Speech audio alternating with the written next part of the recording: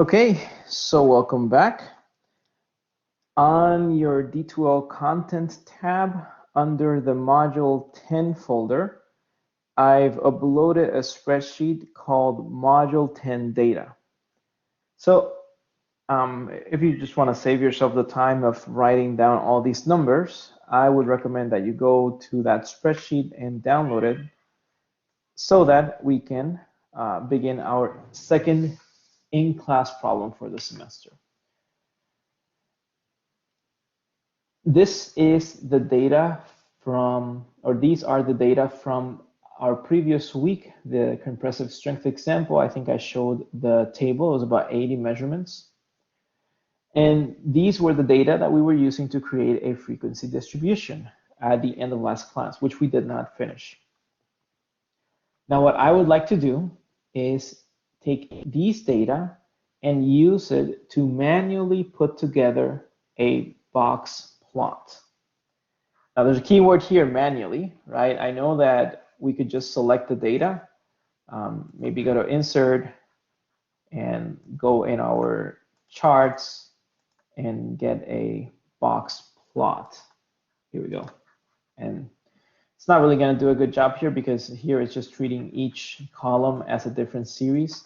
But what we're going to do, instead of doing this, instead of creating the box plot in Excel automatically, I would like for us to actually go through the process of understanding and calculating what each element in our box plot will be like.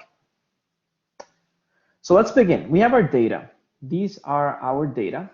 Perhaps if it's a little bit easier for us to manage it this way, what I would like to do is just to write it down as one very large column, just for simplicity here. And all I'm doing is copying and pasting in case you want to follow along.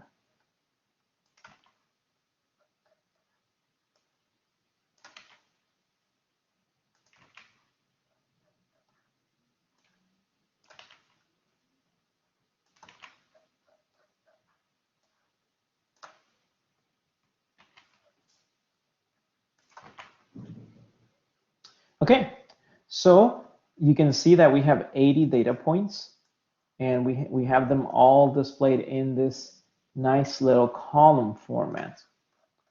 Now, in order to create a box and whisker plot, we could try to deal with all of our measurements in the order that we measured them. However, that's not very convenient for us. How would we want to organize all these points? Any ideas? Okay, we want to put them in ascending or descending order. I think ascending would be the more convenient one. So smallest to largest. Thank you, Bailey. So let's do that. It's actually very easy to do in Excel, and that's why I would recommend that if you have the spreadsheet that you use it, all you have to do is select your data and then just sort it from smallest to largest. Now notice that there's a problem here. This 105 wasn't sorted, and this is actually a common problem that I see sometimes in Excel. You're going to want to make sure, right, that this is that this cell is considered a number. And sometimes, as you can see here, it's not happening again. So when we get to this point where we're like, oh, what are we going to do? You can just do it manually. But we want to keep that in mind, because I remember in my previous semesters teaching the class, there was always this one cell, this one lonely cell that would not want to budge or work with the other cells. Now, of course, this is not really that big of an issue, because all we can do is organize it manually. And Sean says, I inserted a header and it was fine. So let's see if that works. Okay, that looks a lot better. All right, thank you, Sean. So we have our data, and we have our data organized in ascending order. So from 76 all the way to 245. Let me get rid of this blank box here. Once we have organized our data in ascending order, we would like to divide it into 4 equal parts. Now, because there are 80 measurements, this is actually going to be easy, right? You divide 80 by 4, and you know that each quarter is going to have 20 measurements. That's all I'm going to do now. I'm just going to organize it, and just for the sake of visualization here, I'm going to place each quartile next to each other, just so that we can all see it a little bit properly. Remember, you want to follow along, and you want to let me know if I'm going too fast for you, so that I can wait for you to catch up, because this is an in-class problem, and you have to complete it and turn it in. For this problem, try to submit it individually. We will not be doing a group problem for this one, so you'll be working on it individually, which I'm assuming most of you are taking this class from your homes right now, so you're not really working with someone else. You are still individual. All right, so we have our first 20 data points. That's our first quarter. And what I'm going to do now is I would like to put the next 20 in a second quarter. And I'm not doing anything fancy here. All I'm doing is just moving my data points. That's all it is.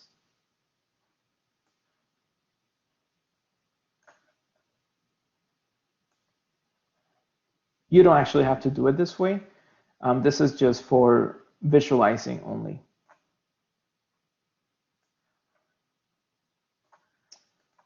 So what I've done here is I've put my data into 4 quarters. Just to make this a little bit nicer, let me get rid of this so we have more space here. I've divided my data into 4 quarters. And let me just do this here.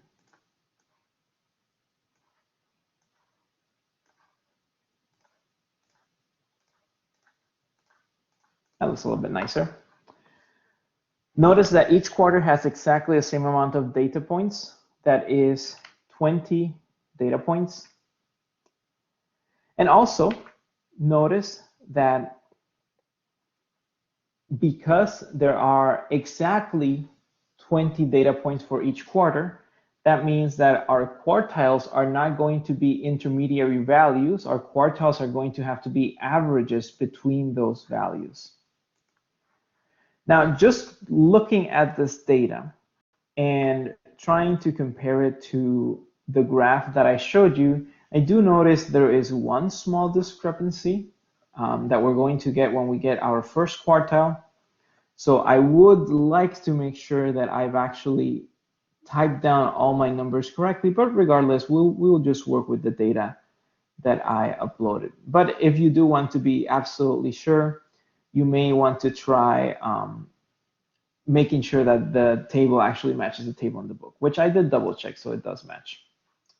Anyway, once we have divided our data into our 4 equal parts, we can find the first quartile. And the first quartile is called Q sub 1. You could do this in Excel, right? You can write a quartile function and then just select your array, select which quartile you want, but I want us to do it manually. So looking at our data sets, what would the first quartile be and how would we find it?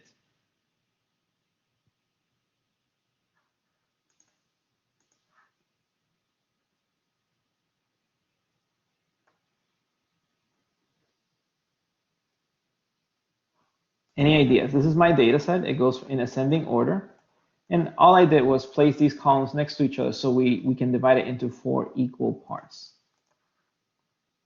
So Milton says it's going to be the average between the 20th and the 21st data points. Christian says find the middle 2 values of the 2 halves made by the median. That's correct. Both are correct.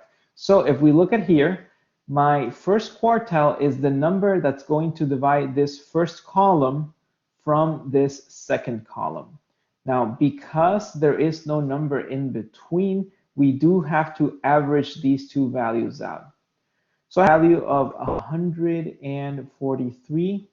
I have a value of 145. My first quartile should be, right, if I'm understanding this correctly, my first quartile should be the average between the two, which would be 144.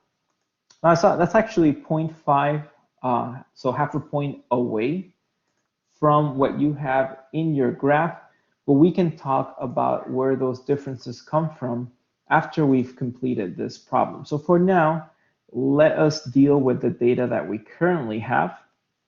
And then later, we'll talk about where that difference is coming from, because it is a legitimate concern to see that your numbers are slightly different than the numbers that you were expecting to get.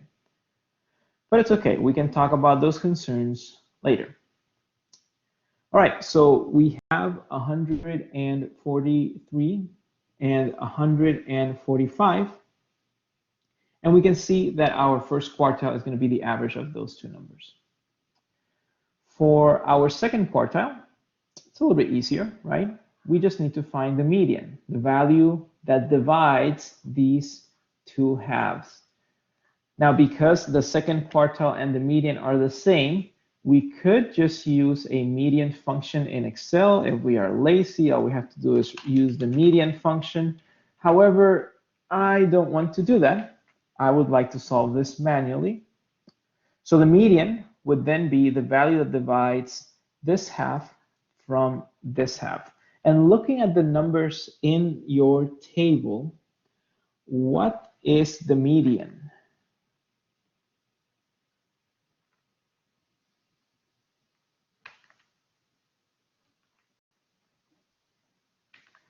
So we get 161.5, which is, like Christian said, the average of 160 and 163. That's absolutely right.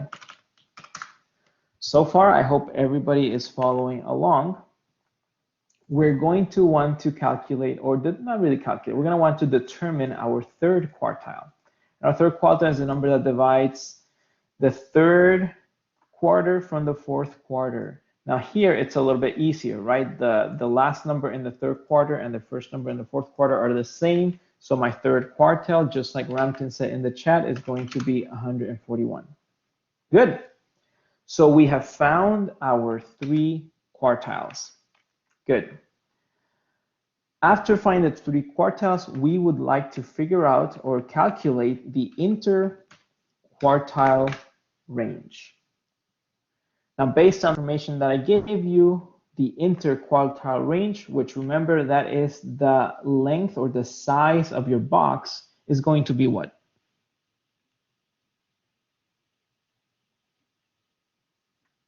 Okay, so it looks like everybody agrees that it's going to be equal to the difference between the third and the first quartiles, which is 37.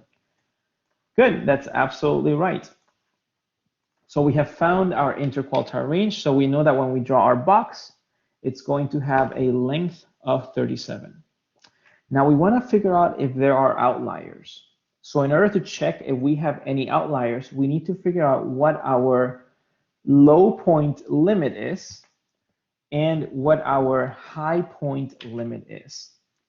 Now for the low point, all we have to do is figure out what is 1.5 times the interquartile range, and then subtract that from the lowest part of the box. So let's take this step by step. I think the first thing we want to figure out is 1.5 times the interquartile range. So all we have to do is take 37, multiply it by 1.5. We can see that 55.5 is our range, which means that our numbers, in order for them to be part of my whisker, they're going to have to be within 55.5 of the top or the bottom of the box. So let's figure out what that low range is. In this case, it would be the first quartile minus 1.5 times the interquartile range. And we can see here, right? We can see here that that number is going to be 88.5. Good. Now, what does this mean?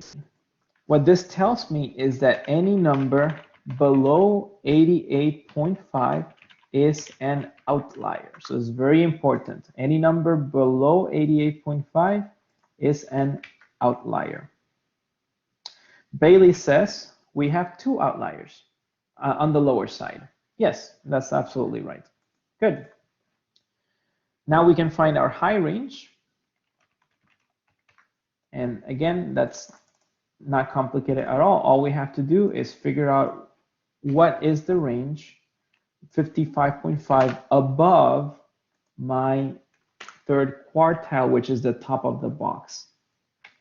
And we can see that the high range here is 236.5. Now what this tells me, once again, is that any number above 236.5 is an outlier. I think based on what you've seen here, you can kind of tell that we won't have any extreme outliers, but let's try to calculate that range anyway so that we can, understand how to do the calculations for future problems. So the extreme low range is not 1.5 times the interquartile range anymore. Now we need to look at 3 times the interquartile range. So my interquartile range, remember, was 37. So any number that's 111 above the box or below the box is going to be an extreme outlier. In this case, we say that any number below 33 is an extreme outlier.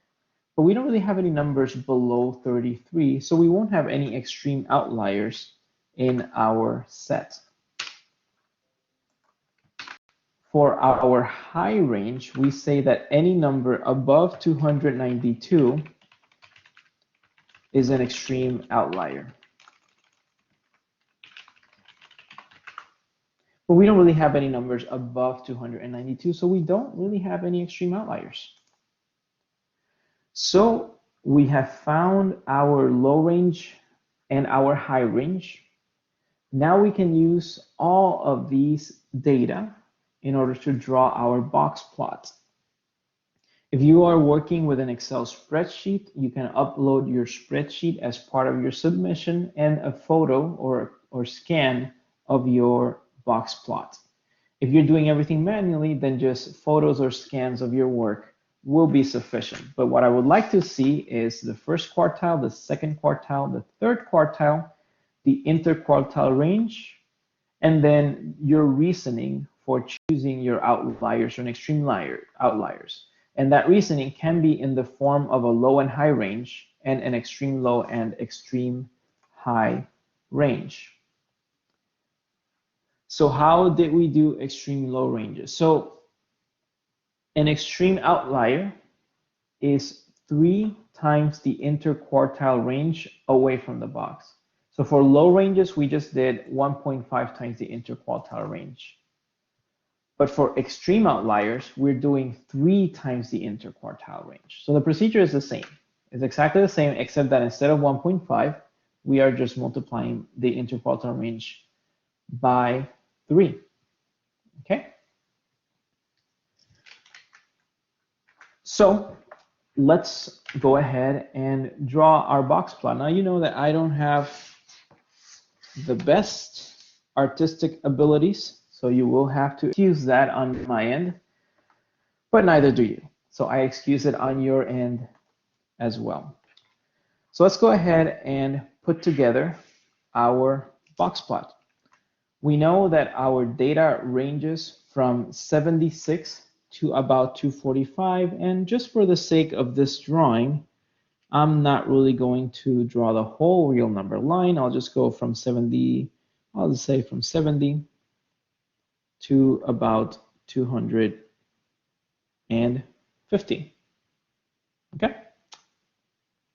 This is not at all going to be drawn to scale. So you can give it your best shot, but I won't be disappointed if for some reason this number is not drawn to scale. All right, so we have our range. We want to draw our box. So I'm going to write down some information that could be relevant for drawing our box. We figured out that our first quartile was 144. Our median or second quartile was 161.5. And our third quartile was 181. Again, I'm not going to draw this to scale, but I will try to at least identify what it is I'm drawing. We know that our box is going to go from 144 to 181. So 144, let's say it's about right here. And 81 is, let's say it's about up here. Just to make sure that we are all on the same page, I'm going to identify what numbers I am using here as reference, 144, 181. And then my midpoint, or not midpoint, my bad, my median is going to be 161. Okay, so slightly under the center of the box, just slightly. So we have drawn our box, and we know that this box, or the length of this box, represents the interquartile range. If I were to just ask you to let me know what the size of the box is, all you have to do is tell me that the interquartile range, in this case, is 37. That's all you have to let me know, okay? Now we want to draw our whisker. On the low end, our whisker is going to extend up to what value? Let's see, our values are as low as 76. So should my whisker extend all the way down to 76? No, right? Instead, my whisker will extend down to which value? And if you need the relevant data, let me just write it down here. The low range was 88.5. And the high range was 236.5.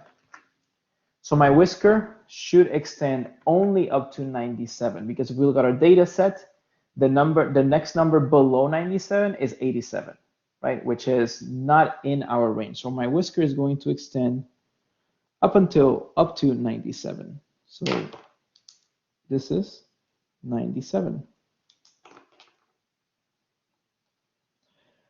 What about my top whisker? How far up will that number will that whisker extend?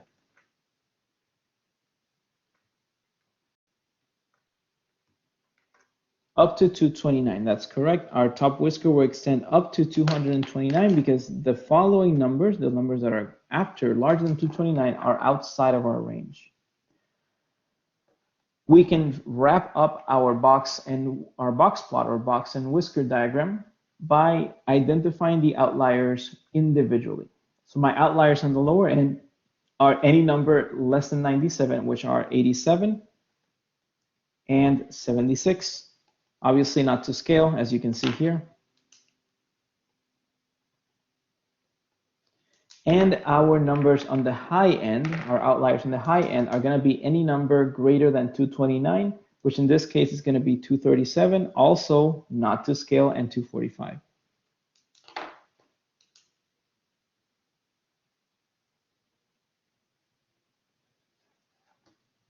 And that's it. That is our box and whisker plot. The values that I have written in blue and red typically don't appear in a box and whisker plot. I'm just writing them down so that you can have an idea of what numbers I'm using as reference, because I'm not drawing it to scale. But ideally, box and whisker plots, just like any other graph, will be drawn to some scale. That's it. That's our box and whisker plot. If you have your own drawing, you can turn it in for your in-class problem. And because I don't want you to miss out too much in the class, you'll still have until 5:15 to upload it. So that way, after class, you'll have an extra 30 minutes to take a picture, upload. You can also do it during class, but I would like for you to also pay attention to the remainder of the class. So that is it. That was our second in-class problem. This is a box and whisker plot. And I just got a notification that one of your classmates' power just went out, so that's fine. I'll keep that in mind. And I can extend the deadline if necessary. So yeah, just keep me updated if you hear back from your classmate. All right, so this was my box and whisker plot. I mentioned earlier that this is my favorite type of visual display. I just really like it because it gives me a better idea of where my data stands. Just to give you an example, one box plot that I like to use is typically grades related. So I do like to show my grades. So as an example, these are my grades for fluid mechanics from fall 2018. So why do I like visualizing, right? And Ubang says, can we show how we got 97 and 229? Yeah, so let's go back to that in-class problem then.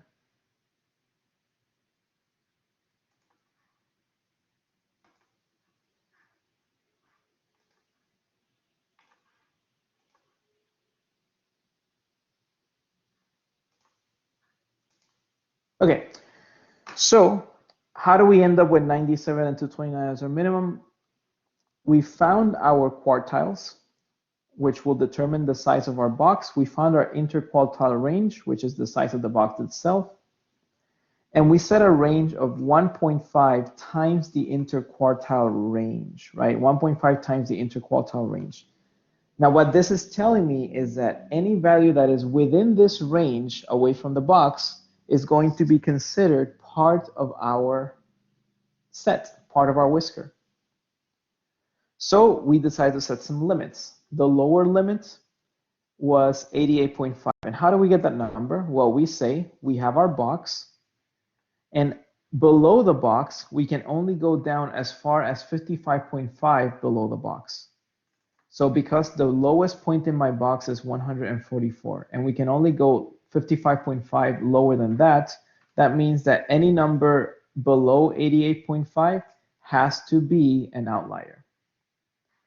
We look at our data set and notice that there is no 88.5, but there is an 87, which is lower than that, and there is a 97, which is higher than that.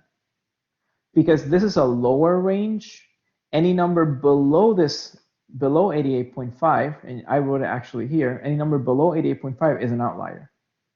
So below 88.5, we have 87 and 76. But 97 is not below that number. So 97 is not an outlier. It's going to be part of my whisker. We apply the same reasoning for high range. Any number above 236.5 is an outlier, right? So we look at our table and we say, okay, 236.5, well, 237 and 245 are higher, so those two are outliers. 229 is not higher, so that will be my maximum. That will be the maximum of my whisker. So that is how we would figure out, that's how we would figure out how to determine our outliers. I just realized it looks like it's showing my graphs and not my Excel spreadsheet, but did what I say make sense? Oh, I was kind of pointing back to the spreadsheet, but does it make sense so far, everyone? Okay, good. So let me return to my graphs. All right, so what I'm showing here is essentially my students' grades. And I like seeing this because this gives me a good idea of how my students are doing, how they're doing related to others, but also allows me to draw some conclusions. So maybe you can help me draw some conclusions. I haven't really, oh, good to have you back, Bailey. I haven't really done this before in a statistics class, but maybe you can help me draw some conclusions about my teaching method. You can see that in fall 2018, I was still pretty new at teaching the class. The grades were very, very consistent in that we didn't really have any outliers. This bar, you know, represents the median, and we actually have this little X mark that represents the mean.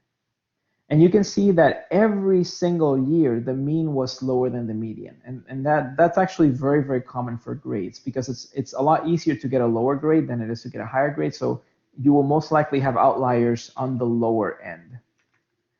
So we have my initial grades, and you can see that it was pretty standard, from a D all the way to an A. And pretty much every student fell between that range. And you can see that about 50% of the students had a B or a very low A. And the average student got about a high B. The median, remember, is the value of the average person, not the average value of everybody else. Now, you can see that every semester, and this is something that I like to do, every semester I like to change my teaching method, my methodology, my examples, my tests. In fact, I make new materials, new homework, new tests every single semester. And the reason I do that is, one, it keeps the class interesting for you. It also keeps the class interesting for me. So every semester I come up with brand new materials, and you can see that the grades kind of reflect those brand new materials. I realized I was making my class a bit too easy. I made it a little bit more challenging, and you can see something interesting. While I try to make the class more challenging, this is with Spring 2019, which, by the way, Spring 2019 I consider to be the best semester I've had teaching. And in Spring 2019, you can see that the median actually remained the same. The average grade actually remained the same. So the only thing that changed was that I started getting outliers. I started getting students with lower grades. So what happens? I look at that, and what happens? In fall 2018, when I was still pretty new, nobody knew who I was. And when somebody doesn't know who a teacher is, they are a little bit more careful in taking their class. Now, good students, now, I don't want to be so blunt, but students that on average get much better grades, they don't really care who they take the class with, because they know they'll get a good grade regardless. And so, with nobody knowing who I was, I pretty much had brave students who were determined to get a good grade regardless of how my teaching was. And that's what I got my first semester. Fast forward to my second semester. Everybody talks about how great I am. I wish I could say I'm kidding, but let's face it, I'm pretty good. Everybody talks about what a great experience they had. So now we get other students that will say, well, I want to have an easy class, and because my friend said that they got an A, that means that the class must be easy. You know, there's this weird assumption among students that the teacher is good if the class is easy, which is not really the case for my fluids class, but let's go with that. So I started getting students that weren't actually prepared to put in a lot of effort. And you can notice it by the outliers here. Now, in general, the students' trends remain the same. You can see that we have the same median, the same mean. So in general, I wouldn't really say that I tried to make the class harder, or that I functionally was able to make the class harder, even though I was trying to make it more challenging. I don't think that was the case. I think it was more of the case of a bias when selecting a teacher. We jump to fall of 2019, and fall of 2019, I'll be honest, it wasn't an easy semester in terms of teaching, and you can see why looking at the grades, right? By that point, there's already some reputation that the class is good, and again, people misrepresent good and think that good means easy. And you can already see that for fall 2019, where I tried to make the class a bit more challenging, both my median and my mean went down.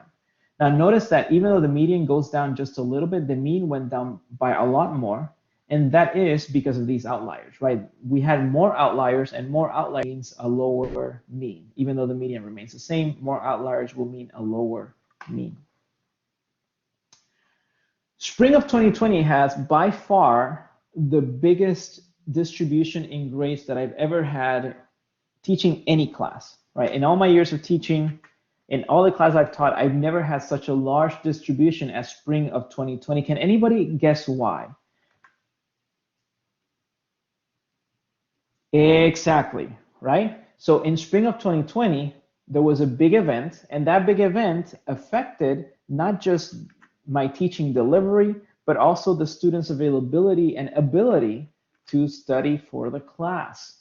So you can actually see that reflected in the grades here. Now notice that if I didn't do this, if I just looked at averages and medians, all I would see is a slightly small decrease in median. That's it, right?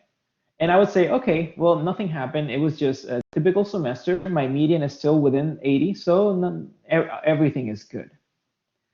But if we want to take into account all the factors, we need to consider things like large events, right? Large events that will affect our numbers. And, so, the pandemic is one such large event. Now, of course, we have outliers, and we now also have extreme outliers in spring 2020. Now, I'll be completely honest with you. You have to try very, very hard to land in this range. I give points for writing your name. I give bonus points for showing up to class on time. So you have to try really, really hard to land here. But that is what happened. Now, because the pandemic disrupted our teaching, my ability to teach, because I had to switch from a fully in-person class, which I was used to then teaching online subjects. And that required a lot of practice. There was a lot of trial and error on my part to try to figure out the most efficient and effective way to communicate my material to my students. I practiced over the summer, and by the fall, we ended up having a hybrid class, which was half online, half in person. I also tried to make some adjustments in the way I assigned work in order to accommodate for students that were dealing with the pandemic. Of course, I may have overdone it because you can see the ridiculous improvement in grades. And that's actually a good thing for me, right? A really, really big improvement in grades. We can see that fall 2020, our box is the smallest of any other boxes, which means that a majority of students were pretty much had the same grade. Now, of course, that has to do with both my changes towards teaching, but also has to do with the students. By the time we got to fall, students had already come to accept that the way we were delivering the class had become the norm. So students came with a larger preparation, right, in order to take classes in a hybrid or online fashion. There was some cheating involved as well, but I caught that, and I was able to turn that around. And then spring 2021, I'm already used to this hybrid teaching method, but students have also already gotten used to it. So once again, they're no longer vigilant. They're no longer thinking, hey, this is going to be a half online class. I need to, put in double the effort because I'm not a good online learner. By that time, when you get used to it, you get sloppy. And we can see that trend in spring 2021. Now, the question is, well, what can I do to improve these grades? Because, of course, I want your success.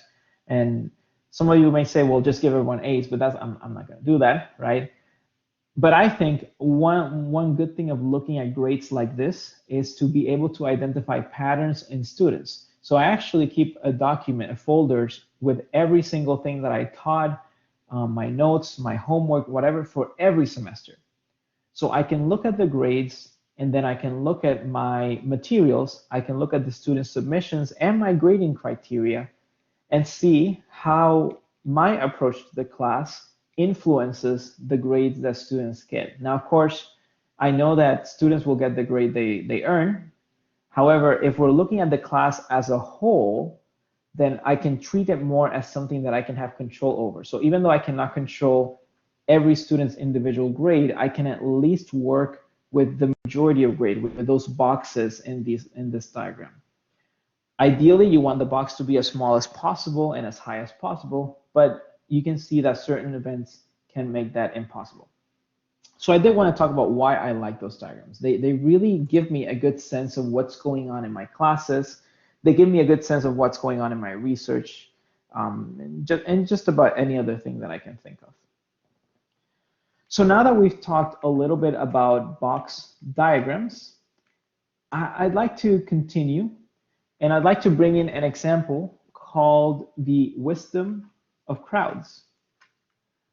Now, I actually don't have a graph for this next thing, so you may just want to listen.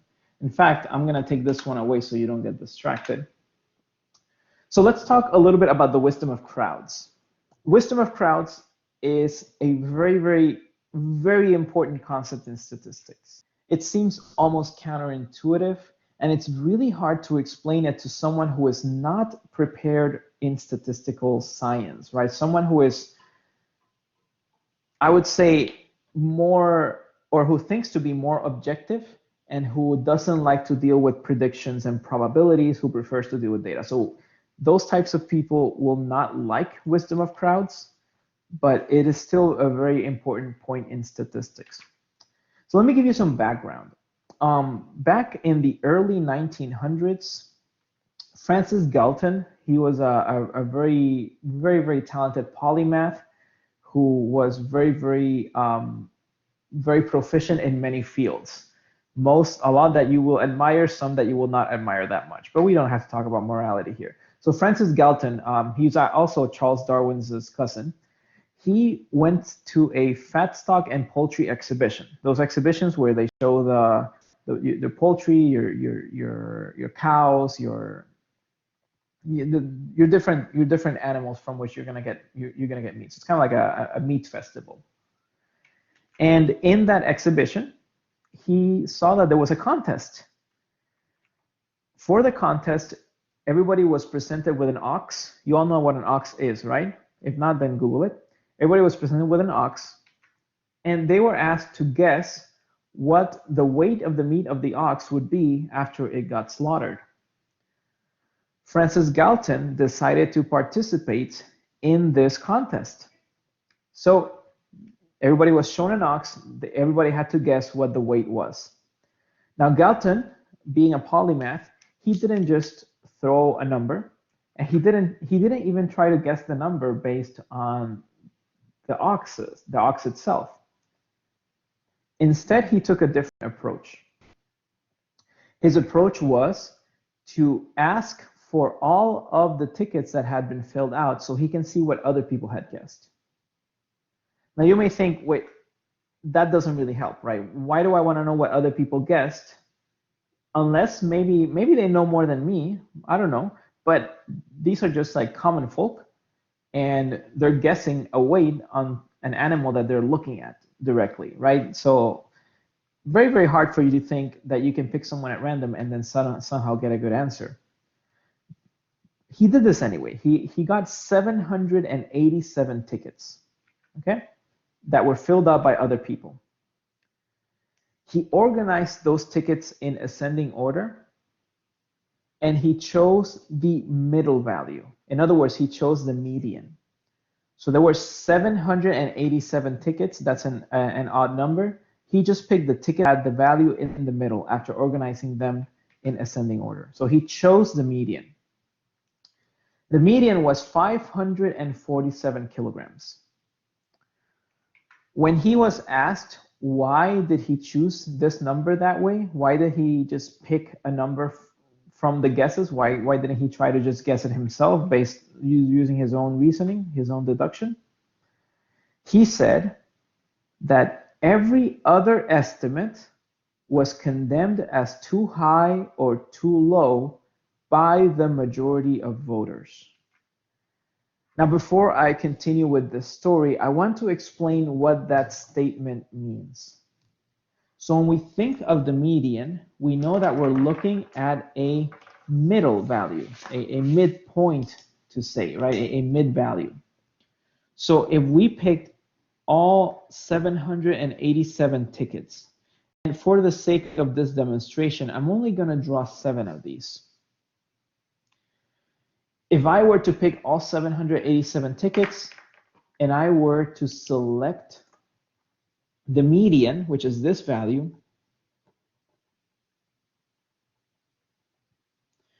now Galton says, well, any other estimate is going to be condemned as too high or too low. So let's explain what that means.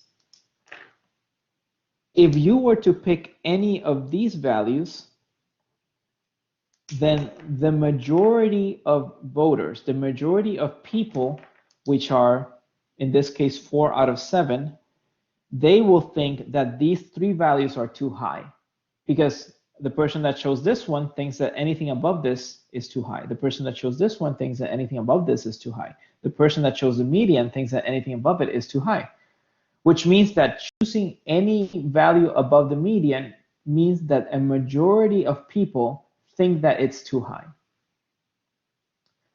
But now, choosing any value below the median, so if I were to choose this value, or this value, what that tells me is that everybody in this group will think that these values are too low, right? The person that chose this value will think, obviously, that anything below it, including these three, are too low.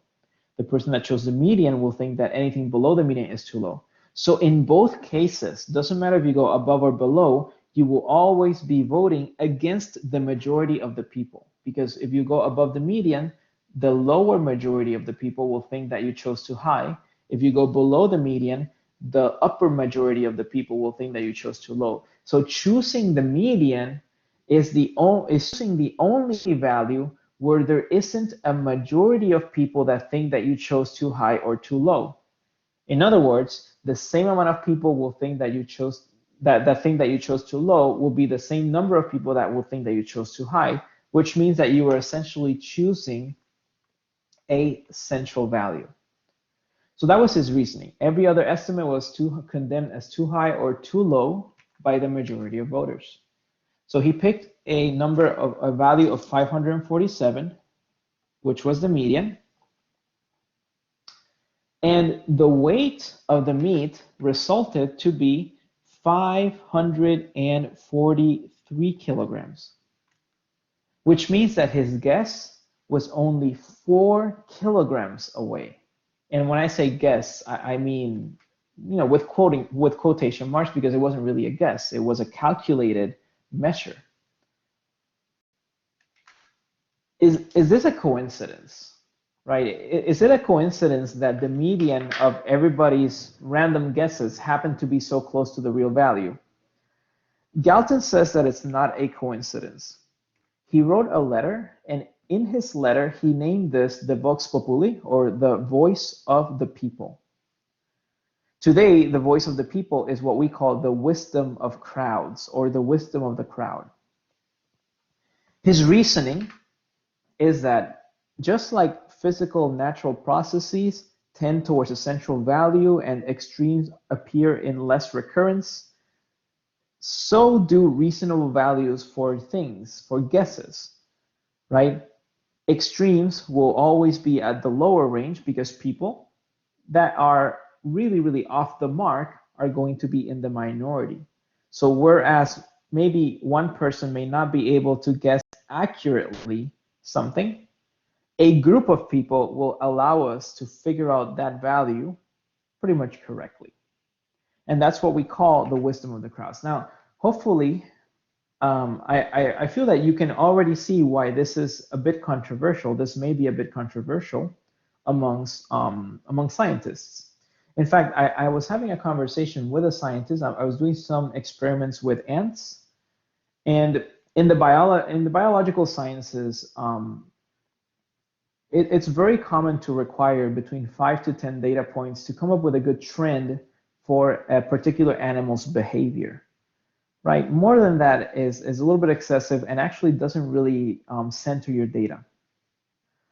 Ants are a little bit different though, because they are tiny and they move individually, but they also move in groups. There's many reasons why, if we want measured ants, we will want larger numbers of measurements, because larger numbers of measurements are going to make our box for our box plot smaller.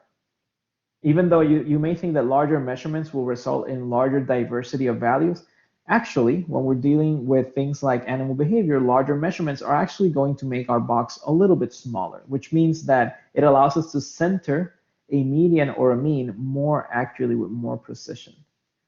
And again, this is also attributed, right, to the wisdom of crowds. So now that we understand the wisdom of crowds, let's look at a more modern example.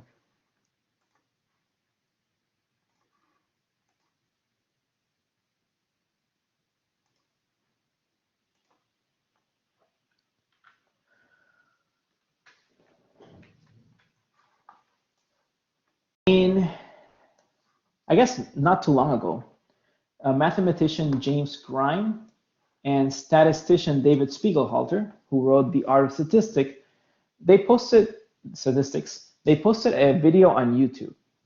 In that video, they showed the audience a picture of a jar of jelly beans. And they asked the audience to guess the number of jelly beans in that jar.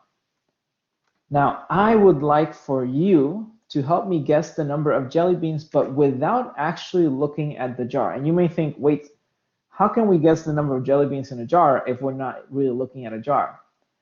Instead of showing you a picture of the jar with the jelly beans, I would like to show you the responses of the audience. So you will have to help me choose a value, right? The number of jelly beans in the jar based on what other people said, not based on the photo of the jar itself. This is obviously the wisdom of crowds this is wisdom of crowds applied. They received 915 responses that were as low as 219 and as high as 31,337. The 915 responses are all plotted in this graph. Looks like some students have lost connection. Is everybody hearing me clearly? Or should I try to repeat some of what I said? Okay, that's good. If you can hear me clearly, that means that the recording will also show everything clearly. So we can always refer back to the recording of today's class. So we have three types of graphs. The one on top is a dot diagram. And while we mentioned that dot diagrams typically want the dots to be stacked on top of each other, to make this diagram look a little bit more natural, a little bit more scattered, the locations of the dots in the dot diagram randomized. Normally the dot diagram will have the dots starting at the bottom and then slowly stacking up. The locations, the vertical locations have been randomized so that you have a dot here and this dot is actually here instead of at the bottom. And that's just to give a better, a more realistic feel to the data. You'll see that this randomization allows us to identify the better patterns in our data set, okay? But we do have our dot diagram, okay? The second graph is a box plot. You can see your box here. Remember, 50% of the data, Whisker, and then outliers. And of course, there are some extreme outliers in here, which you can see. And we also have this little histogram, right? This frequency distribution that divides our data into little bins and then counts the number of results within those bins. So we have the three forms of data visualization that we already talked about: dot diagrams, box plots, and histograms. So we more or less understand what the data is, okay? Now, my first question to you is this data symmetric? I mean, you're looking at it, you can tell me what you think. Do you think this data distribution is symmetric?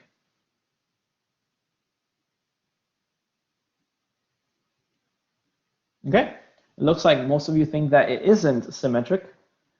And we can clearly see that this is not symmetric. Values are not tending towards a center. They seem to be tending towards the left, right, towards the lower values. We say that that our data are skewed. Our data distribution is skewed. And skewed means that it's not symmetric around the central value. So our data is skewed because it seems to be wanting to tend towards one side of our table.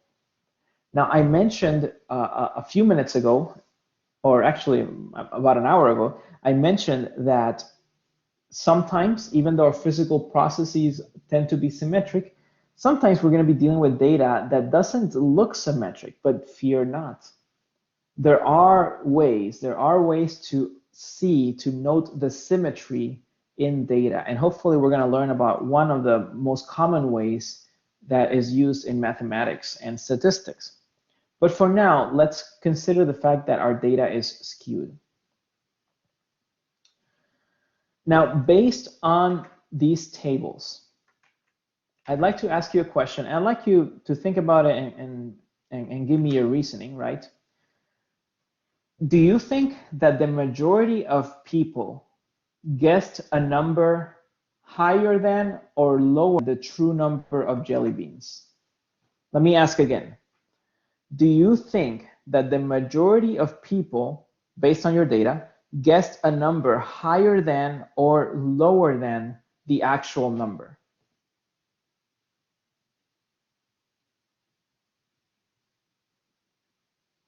Okay, we have one response that's higher.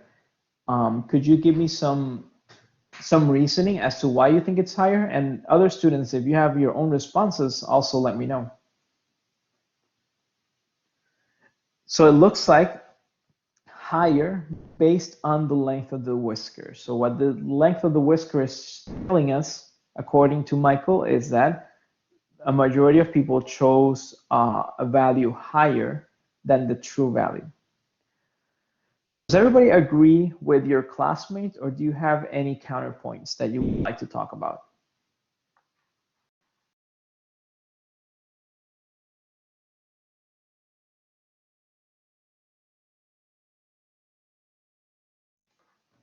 Michael, it looks like students were so impressed by your knowledge and your reasoning that they have been left without words, and they can neither agree nor disagree with your reasoning. But I'm a reasonable guy. I'll let everyone have a chance to answer. Okay, so we have a student that has a counter argument. Most people guess lower. So why do you think that is? So we have one student saying that most people guess higher because of the length of the whisker. Another student says most people guess lower than the actual value. Why do you think that is? And remember, I'm not showing you the can. I don't think it'll agree with the wisdom of the crowds, so I don't think the median will be the true answer on this. I just feel like when you're looking at a jar full of tiny things, most people tend to guess a lower number than it actually has because they don't, like, I guess, understand how small it is in the jar. So Okay. it's just intuition, I guess. Okay, no, that's good. That's good intuition. So we have two conflicting arguments. That's good. And we'll see what the answer is. But I like that you're both thinking about it because that's one of the things I want to foster in this class, right? I want you to look at the graphs. I want you to think and obviously bring in outside information if necessary, right? But I want you to think statistically, and thinking statistically means making these inferences that both of you are making. So thank you for the response. So let's see what the answer is. Okay, actually, let's see later. I have a follow-up question. Actually, I have several follow-up questions. If I want to find a number that's representative of the responses, so Renee thinks that perhaps wisdom of the crowds will not apply in this case. Okay, we have to figure out if that's the case or not, but it's okay. But we will say, let's say that we want to figure out a number that's representative of what the crowd thinks. Do we need to eliminate our outliers to obtain a number that's representative of this data set? Marco brings up a very good point, but we'll talk about that later, Marco. For now, let's think. If we want to find a number that's representative of what most people think, should we eliminate our outliers? And remember, outliers are the points that fall outside of the whisker.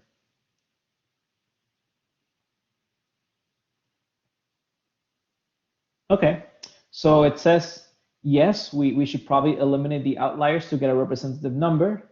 And one student says, the guy that guessed more than 30,000 has got to affect the data. I mean, okay, that sounds good.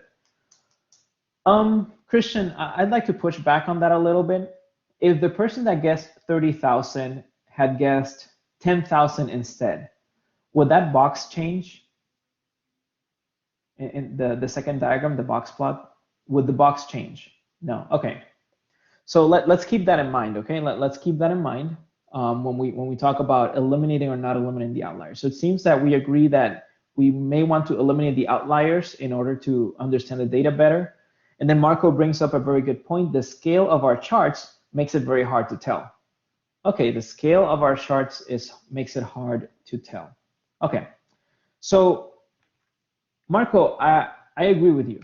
The scale is a little bit hard because you can see that most of our data is skewed. Okay. Before we address Marco's issue with the scale, because I don't want to move to the next chart until we talk about this one, can we notice a pattern? Maybe based on let's look at the histogram. Is it possible to come up with a pattern for the histogram? I think it is. It seems like a sharp increase and then a gradual or inverse exponential decrease. I think I see that pattern. It looks very similar to a hydrograph for a very, very sharp increase in a flow rate, such as when a dam breaks. Renee says a normal distribution. I'm not sure I see a normal distribution because it seems in that histogram that we have more or less the right side of the bell, but I don't really see the left side of the bell in that histogram. Okay. Christian says that clump of 10,000 is an eyebrow raiser. Yeah.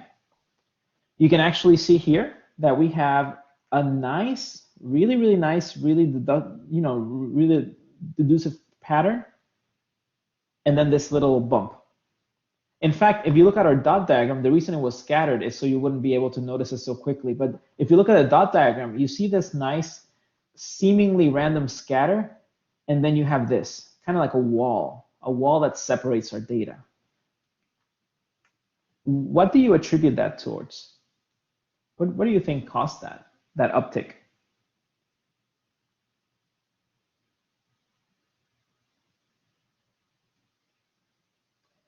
$10,000 is a nice number. Michael, you're actually right. You see, whenever people are asked to guess numbers, they tend to go for nice round numbers. There's probably a psychological reason behind it, but I don't know what it is. But in my case, I feel that going for a nice round number just gives me a little bit more confidence in my values, right? It's like I'm setting an order of magnitude instead of trying to set an actual fixed point. Statistically thinking, you may look at it in the way of, well, it's not easy to say there are 235, 457, 9,845 jelly beans, but I can at least find out or guess the magnitude, the order of magnitude of jelly beans. So in general, people prefer to use round numbers when they are guessing things, and that attributes this large 10,000 guess. It's a nice round number.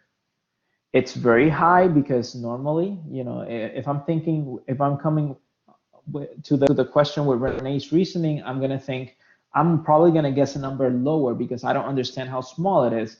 Let me guess a high number. Now, it can't be 100,000. That's preposterous. 10,000 is pretty high, but at least, it's somewhat reasonable, right? So, numbers such as 1,000 and 10,000 have much higher recurrence compared to other numbers. You can't really see that in the histogram because the histogram divides everything in clumps, right, in ranges. But at least you can see a 10,000 uptick. So round numbers are going to be more likely chosen by people when they are guessing. Now, Marco brings up the point that the scale doesn't allow us to see this very well because you can see that we dedicate a lot of time to empty space. We dedicate a lot of space, not time, we dedicate a lot of space in our graph to just emptiness. One trick, whenever you have outliers, especially when you have high outliers, and this is something that's done very, very commonly in math, in music production, in data visualization, in biology, in any field. When you have higher outliers, you will most likely want to plot your data using a logarithmic scale. Now, one question, why is it more common to have higher outliers than lower outliers? Think of it this way. There can be up to as low as 0 jelly beans in a jar, but we can't have -2 jelly beans, for example. So we do have a lower limit, but in the upper limit, we can guess any number, any infinite range of numbers. So because there's an infinite amount of numbers more on the higher end, that means that we have a higher probability of getting higher outliers. So one trick that allows us to visualize the data in terms of these higher outliers is by plotting the scale, or by plotting our data on a logarithmic scale. A logarithmic scale will not have an equal distance in the axis between numbers. So from here to here, I have 10,000. That means that the same distance is going to add up to 20,000. That's not how a logarithmic scale works. The way a logarithmic scale works is that the same clumps of distances are going to be are going to have higher orders of magnitude. This is not a very common logarithmic scale, but it was made this way to visualize the data better. However, a typical scale you'll see will have from 0 to 1, or not, sorry, from 0.1 to 1, logarithmic scale cannot have a 0 value. From 0.1 to 1, the same distance. From 1 to 10, the same distance. From 10 to 100, the same distance. 100 to 1,000. So every same value of distance, you actually increase your measurement by an order of magnitude. That's what a logarithmic scale is.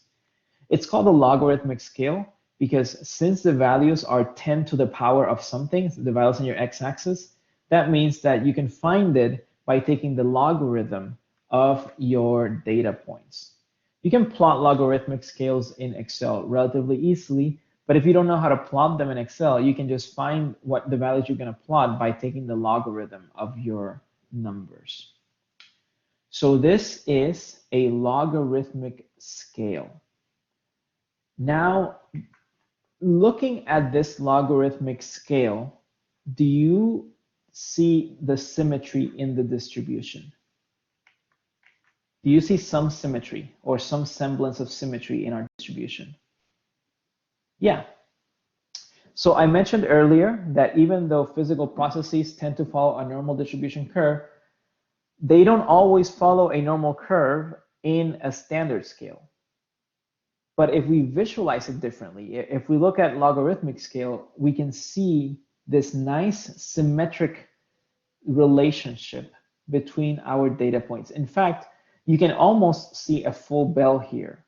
We have the 10,000, which is an outlier, which is an interesting number, but other than 10,000, we can more or less identify a bell curve pattern, even though it's not a perfect pattern. We can at least see that it's trying to look like a bell curve pattern. This also allows us to see how our box plot relates to the rest of the data in a better fashion. And it also shows us that the scatter plot on top, the dot diagram on top, actually does show you where the data is tending towards.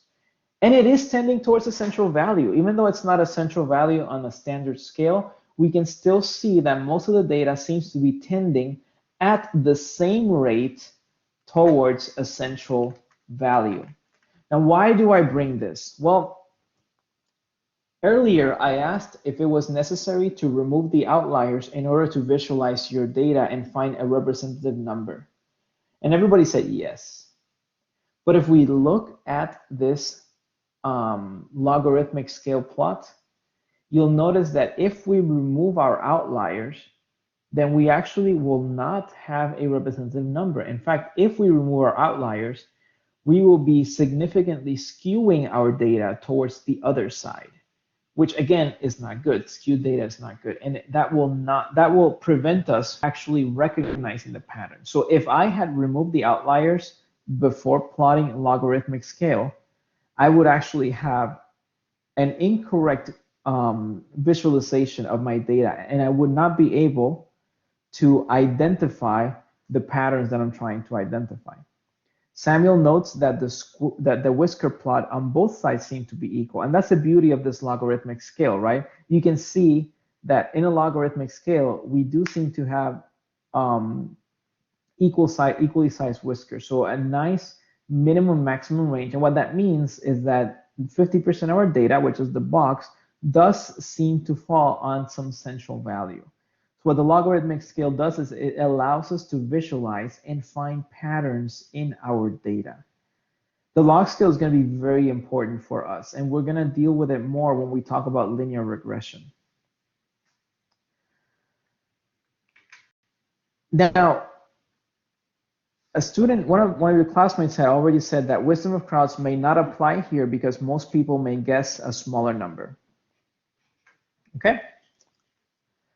I would like to push back on that a little bit. You see, wisdom of crowds doesn't mean that most people will guess the correct number, right? What wisdom of crowds means is that the majority of people will guess what the incorrect numbers are. So we'll guess that the incorrect numbers are incorrect. That was Galton's reasoning, right? Majority of people will think that any number above the median is too high, and majority of people will think that any number below the median is too low. So we got to be careful, because I think the reasoning, thinking that because most people can get the number wrong or will get the number wrong, then wisdom of crowds does not apply. I think that would make sense if we were trying to use the mean. Because if we use the mean, then for sure we depend a lot on the individual decisions of people.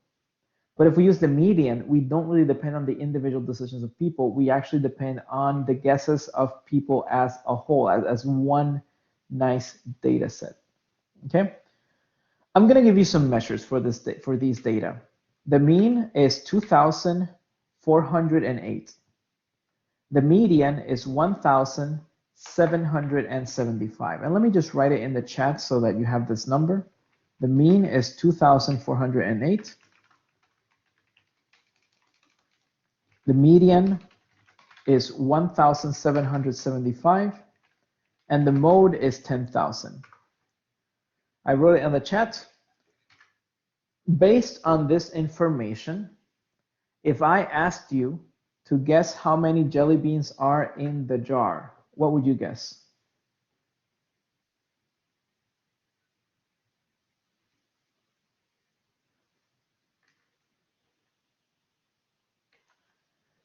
Yes, Michael, we know that you read the notes, but what would you guess?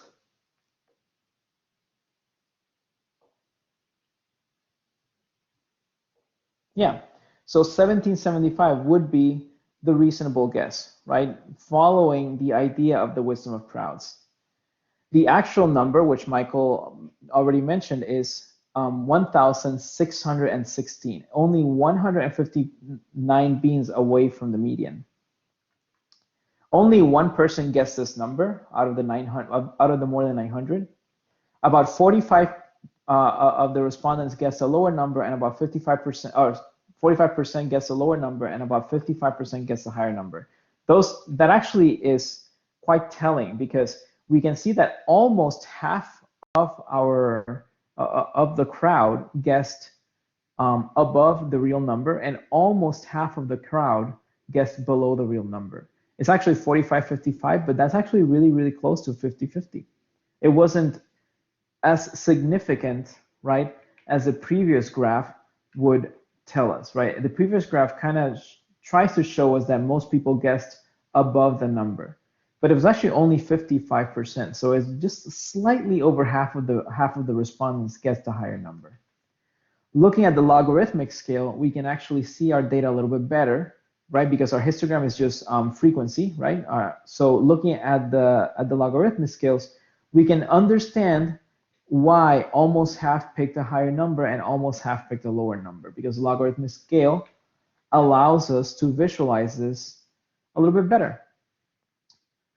So wisdom of the crowds, it applies in most cases. In this case, even though an individual person will probably not get the answer correct, it does apply for this as well. Wisdom of crowds does apply for this, and it applies for most cases where you have large sets of data.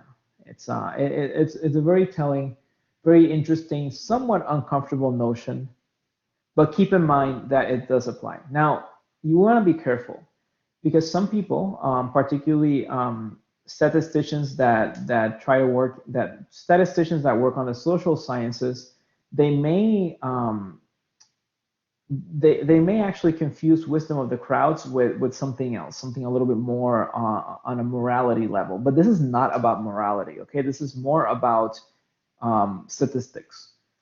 In fact, wisdom of the crowds is a term that's used a little bit more than voice of the people. I mean, you hear voice of the people and you're already thinking democracy and stuff like that. That's really what we're talking about, okay? So just want to make that distinction clear. Don't go now and say that somehow I said that statistically speaking, the majority of people know what is best for the country or anything. I'm not saying that, okay? So let's just keep morality a little bit out of it. So wisdom of the crowds applies to statistics when we're dealing with numbers and other things like that. It's unintuitive, I understand, and it's a little bit hard to grasp it because there's no analytical theory that's going to say yes, most people will be correct. The average person will be correct or will be the closest to a correct answer or something. But it works. It works so well that I can give you any question and show you the answers that other people have given me, and you can get the correct answer without even looking at the problem statement. That's how powerful the wisdom of the crowds is. And I hope that this hopefully gives you some, this helps you with your future statistical analyses, particularly for the project itself. We have about a little bit less than 10 minutes left. I would like to wrap up our discussion on descriptive statistics by talking about another type of graphical method, which is the time sequence plot. A time sequence plot is essentially a graph that shows us how some feature varies with time. It's just like a scatter plot, except that because the variation is with time, then we know that our domain is going to be a continuous domain because it's time. A time sequence or a time sequence plot typically has the independent variable, so the x-axis, to be time, and the dependent variable, so the y-axis, is going to be anything else. What you are looking at here is a graph of population growth. So it's a time sequence plot of population growth. I would like for you to tell me, what does this graph, just looking at it, what does this graph tell us about the population growth across the world? What can you tell me about the population growth across the world based on this graph? And by the way, this says world. So this is the entire world. This is Asia, Europe, Latin America and Canada, Africa, and Oceania, and then Northern America, which is actually just United States and Mexico. Okay, it's growing. Okay, so we can agree that the world population is growing, and we have some adjectives here, or some adverbs here. It increases dramatically. Okay, so it's dramatically growing. Good. What can we say about the population growth in Oceania?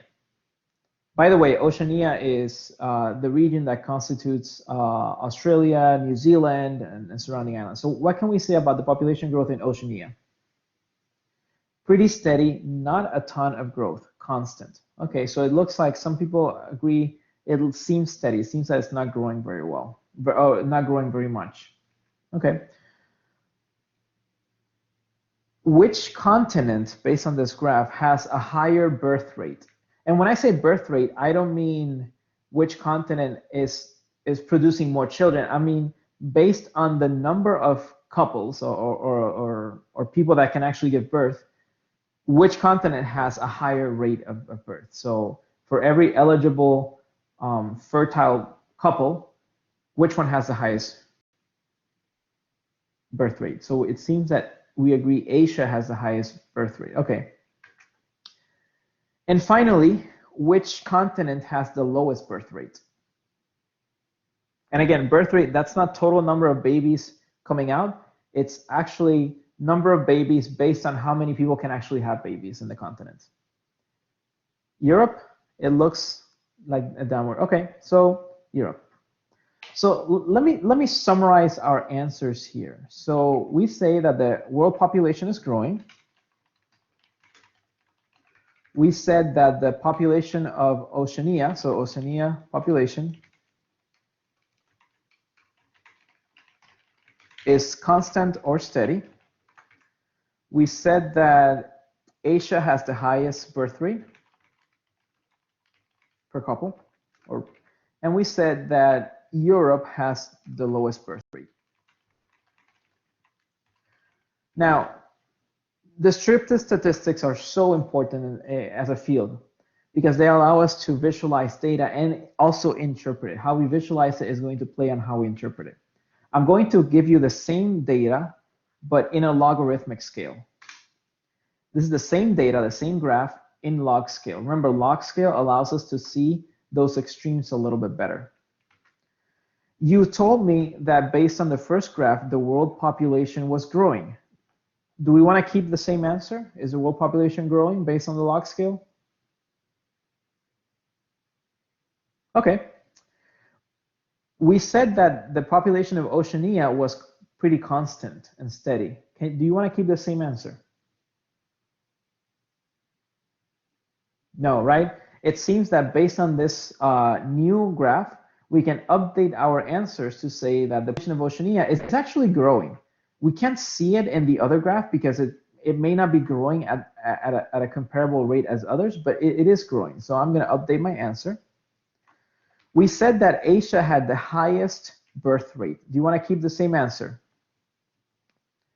So it seems that it's not really Asia, it's actually Africa who has the highest birth rate. Okay, so we want to change our answer to Africa. And we said that Europe has the lowest birth rate. Do you want to keep the same answer? Okay.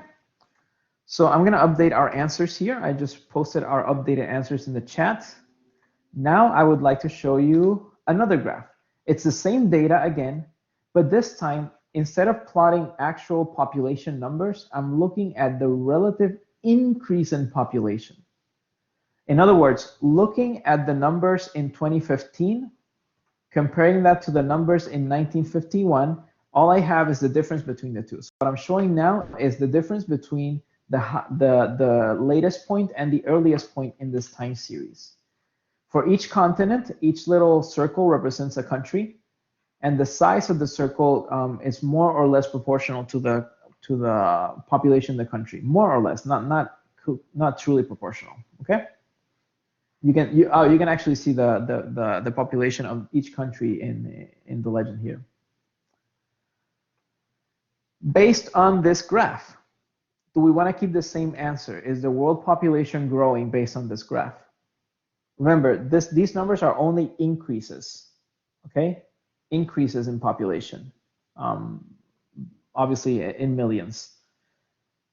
Do we want to keep the same answer? Is the world population growing? Okay. Is the population of Oceania growing? Okay, so we keep it. Does Africa have the highest birth rate? Remember, this is relative population growth. Okay, and try to ignore outliers here. Okay, some countries are definitely outliers, but does Africa still have the highest birth rate? Okay, does Europe have the lowest birth rate? Remember, look at each continent as a whole. Yes, good. So I am running out of time, and I don't want to take up too much of your well-earned, well-deserved time. So what I would like to close with is the fact that I'm showing the same data in 3 different graphs. And we can see that our answers the first time around were actually not the same as our answers the last time around. So I hope that this highlights the importance of data visualization, the importance of descriptive statistics, right? Because how we present our data is going to point towards how we interpret. I mean, this is a statistics class. We're supposed to be thinking about, hey, let's not be fooled by the graphs, but it can still influence the presentation can still influence our results. So yep, take that. Hopefully that will be some help for you, and don't forget to work on your homework and on your project. And I'm a little bit behind on grading this week. I'll probably catch up over the weekend. All right, have a good weekend, and we'll continue next week.